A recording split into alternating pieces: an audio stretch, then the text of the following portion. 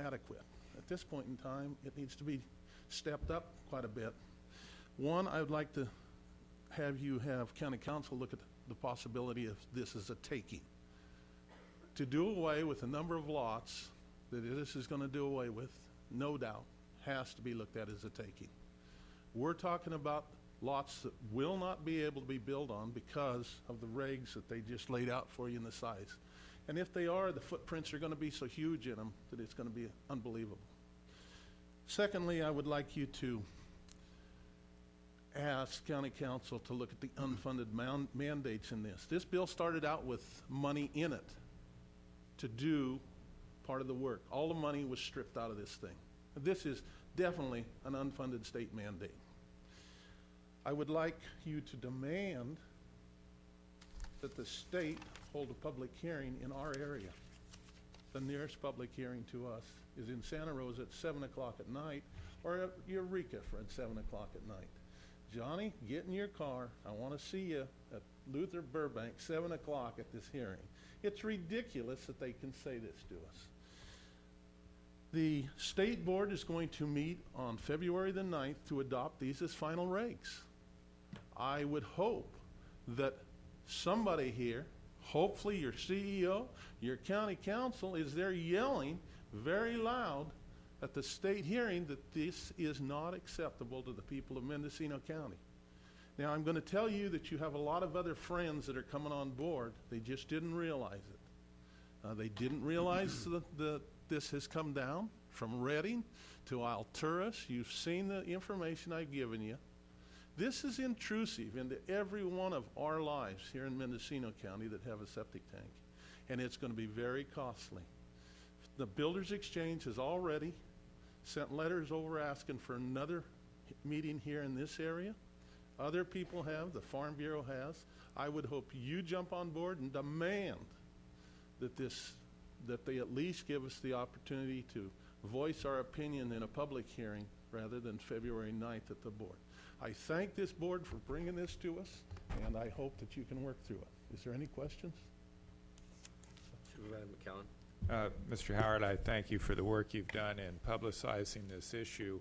And I don't know if you would have the answer to this, or perhaps Mr. Morley, but in a case where your system is within 600 feet of an impaired stream, it's my understanding you'd have to do the special treatment whether there's any indication that your specific system is contributing to the impairment or not.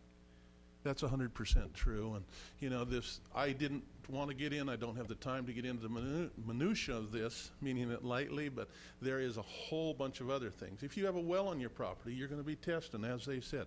The labs alone is $700. I called the state and asked the guy. He said, well, if it's got a bell and whistle on it, it's got a pump, you're going to have it alarmed. You're going to have it to a 24-hour dedicated phone line, so that phone can pick up and call you and tell you, you know, my septic system isn't working right. And I said, well, in Mendocino County, we have at least a third of the county that we don't have phone service to, and no cell service. He says, well, there's other ways. And I said, yes, there is. I said, I've already looked at a download from a satellite. It was over $1,000 for installation and $22 a month. I said, this is forever. My kids, my grandkids, and my great-grandkids will be paying for this. I said, how do you think we can afford these kind of things? He says, I really don't care. And that's, you know, one size doesn't fit all in Mendocino County, as most of you know. It certainly doesn't fit in over statewide. So, but yes, John, there's a whole bunch of other things. The fact that no more privies. It's specific in here. You will go with these systems. And if you have a residential system, you're fairly good. There's a lot of caveat to that. But heaven help you if you have a commercial and industrial. You're not talking one well. You're talking possibly 3 wells that the regional board is going to designate how deep they're going to be, how often they're going to be monitored. Now, for me as a C-57 well driller, man, I just got more work. But these are the kind of things that there's just been no real thought involved in totally. Some of it, if we talk through it, there might be some good things in here. But right now, they're using the baseball bat to kill the fly. So I hope that you can do something with it. Thank you. Thank you. you. Douglas Crane.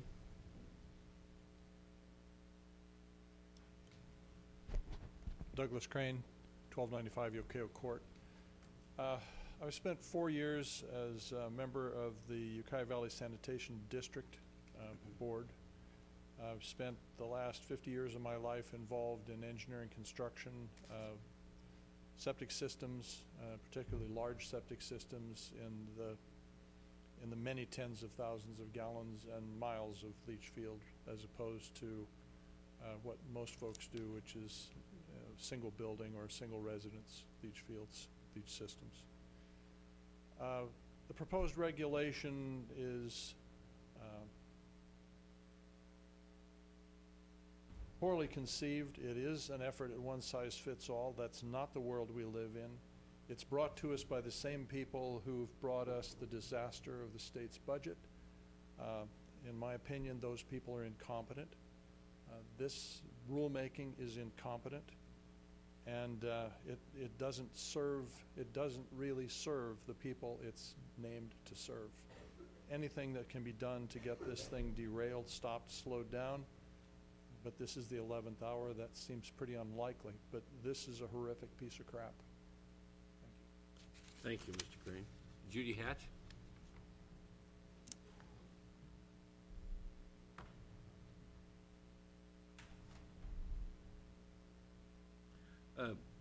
Tom, while we're waiting for Judy to come up, can you check with our legislative person in your office and see what, I want to see what the position of our state senator and assembly member. Assemblymember Chesbro was on in the state senate when this was adopted. I want to know what his position was on this AB 885. Can you find that out? Yes, she's over at Fort Bragg right now for the meetings on wave energy this morning, but I'll send a note off to Don Peterson, our legislative Well, or advocate. can you call their offices? Certainly. And I'd like to know before this discussion what their position was on that bill. Sure, thank you. You can call their offices. Thank you. Judy? I'm gonna make this real short and sweet. I think that this is a big take. I've got a couple parcels that I'd like to build on, and now that I see this, I'll never be able to build on them. So who's gonna pay me for those parcels? I disagree with this whole thing.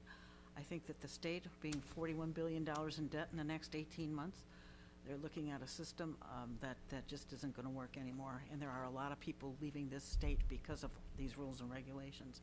I heard this morning on the news that 144,000 people last year left the state of California, and we're not gaining the population. In fact, we might even lose one of our representatives. So we better start looking at things very carefully. Thank you. Thank you, Judy. Al Beltrami, representing the North Coast Builders Exchange. And he always represents Mendocino County. Mr. Chairman, board members, I was a member of the regional board, water board, for 23 years in my past life, and I can tell you that there is not the public connection at that level by appointed boards that there is with this board, for instance. And I think that's an important consideration.